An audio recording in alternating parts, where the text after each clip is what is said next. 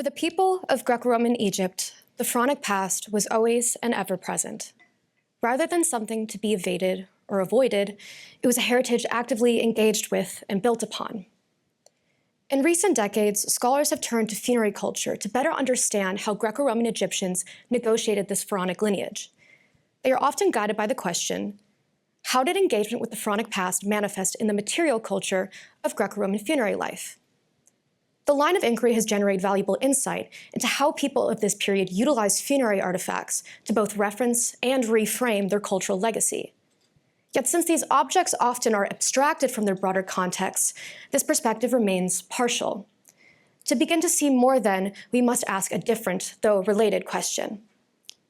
Where did engagement with the Pharaonic past manifest within Greco-Roman funerary landscapes?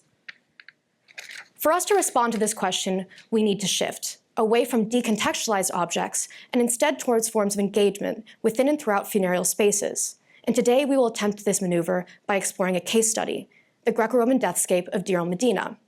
So, located on the west bank of the Nile, opposite ancient Thebes, or modern-day Luxor, Deir el-Medina was established in the early New Kingdom as a planned settlement for the artisans charged with constructing and decorating royal tombs in the surrounding cliffs.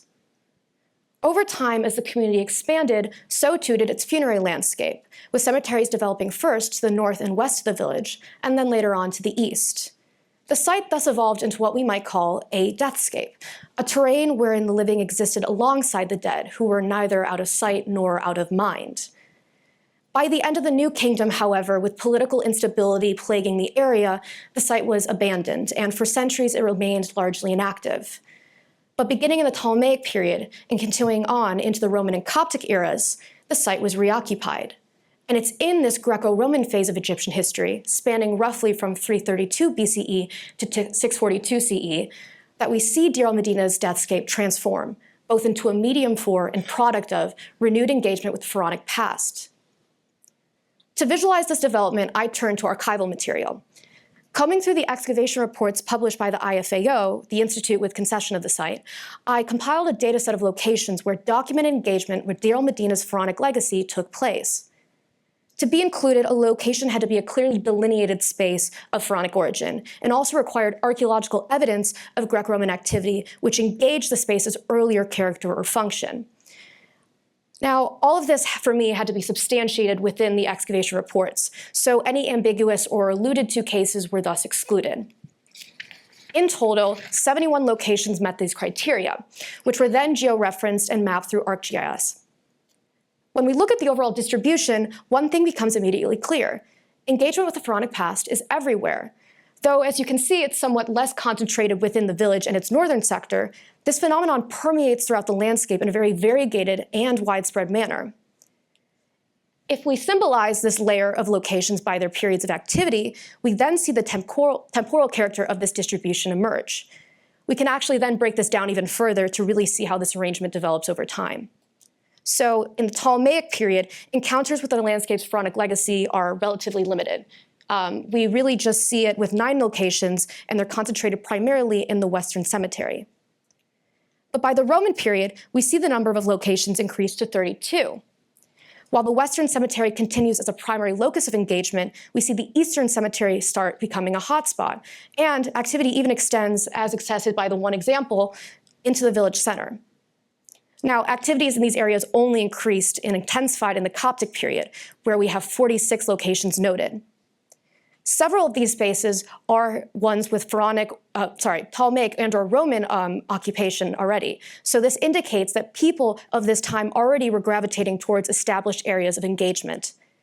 But also we see a clear new concentration of activity within the Eastern Cemetery, specifically in the area of the south to the temple. This area was transformed into a monastery at this time, and the complex, with its changed character and aggregation of activities, reveals how shifting religious conditions helped to determine where connections with the Pharaonic past were sought out and forged. So, if we trace this chronological development, we see a clear trajectory, from limited and scattered encounters to ones that are increasingly expansive, dense, and repeated. So then, engagement seems to, over time, embed itself throughout the site's deathscape, thereby coming to be integrated into everyday life. We can perhaps see this most clearly by looking at the types of activities constituting these patterns of interaction. If we set aside any mixed or indeterminate cases, we can identify two main modes of activity: funerary and domestic. Now, the former involves the reuse of Pharaonic mortuary structures for new burials. And indeed, we see that at Deir el-Medina, as evidenced, individuals increasingly and oftentimes chose to be interred alongside earlier occupants. As the dominant mode, this pattern points to how burial activities became a means of establishing both continuity with and participation in the inherited funerary landscape. Yet we do see that multiple locations throughout the site reflect a different mode of engagement. In these locations, Pharaonic tombs and mortuary activities are used not for burial, but habitation. These spaces are adapted through structural modifications into dwellings, bringing the living into sustained, everyday proximity with earlier occupants who, in most cases, were actually not removed, but stayed in the very original place that they were buried. These domestically driven engagements, then, are especially significant, as they reveal a progressive erosion of prior boundaries between the living and the dead. And we can actually see, again, how this process unfolds throughout the site over time. So in the Ptolemaic period, we only have 2 instances of domestic activities being attested to the west and northwest of the central village. In the Roman period, this number rises to 9, and it's distributed across the western cemetery, and we see it begin to jump over to the east. In the Coptic period, we now have 14 locations. These are clustering near areas of earlier Roman domestic activities. This increase, first gradual, then exponential, reveals a growing tendency to connect with the Deathscape's Pharaonic heritage through domestically situated necrotic encounters. What emerges then from our study of Deir el-Medina is a picture of active and sustained engagement with the past. Crucially, this engagement unfolded not only through funerary objects, but also within and throughout landscapes. Shifting our focus to the latter, we find Greco-Roman communities accessed and appropriated the Pharaonic legacy that was embedded within their surroundings. And this desire to affiliate with the past thus influenced both where and how activity took place in such inherited landscapes. Now, these dynamics that we've observed here extend beyond Greco-Roman Egypt, and they can even be seen in our own day and age. Such investigations then invite us to reflect on our own relationship to the past, which is not merely preserved, but perpetuated as it continues to inform and influence the present. And they encourage us to consider how our own surroundings and own environments function as spaces where the past and present are actively negotiated, much as they were at Deir el-Medina. Thank you.